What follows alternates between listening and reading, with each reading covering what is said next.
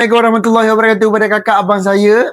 Hari ni saya nak bercerita dan nak bagi tahu dekat abang dan juga kakak saya benda yang baru bang dekat Medical Pharmacy, pusat rehab terbesar di Kelantan. Gapnya yang ada? Jom saya cerita kat abang. Sedang mencari comot chair, berbagai pilihan kita ada. Abang mencari wheelchair biasa ke, wheelchair elektrik ke, semua kita ada bang. Berbagai jenis pilihan. Wheelchair travel kita ada, wheelchair elektrik, wheelchair biasa.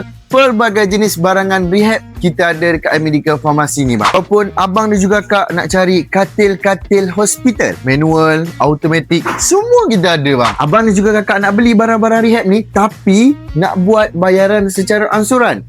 Jangan risau bang, sebab dekat Medical Pharmacy sekarang ni kita menyediakan pembayaran SP Later bang. Di mana cara penggunaan dia sangat senang. Abang buka je app Shopee. Masa-masa membuat pembayaran, pilih dulu abang nak comot chair ke, katil elektrik ke, nak wheelchair elektrik atau apa-apa jenis barangan dalam Medical Pharmacy ni. Buka app Shopee Pay and then scan dekat QR yang kita sediakan di kaunter pembayaran, terus automatik telah buat pembayaran di SP Later. Sangat mudah kan bang? Sekarang ni nak dapatkan barang-barang rehab di Medical Pharmacy, boleh saja gunakan SP Later, bayar secara angsuran.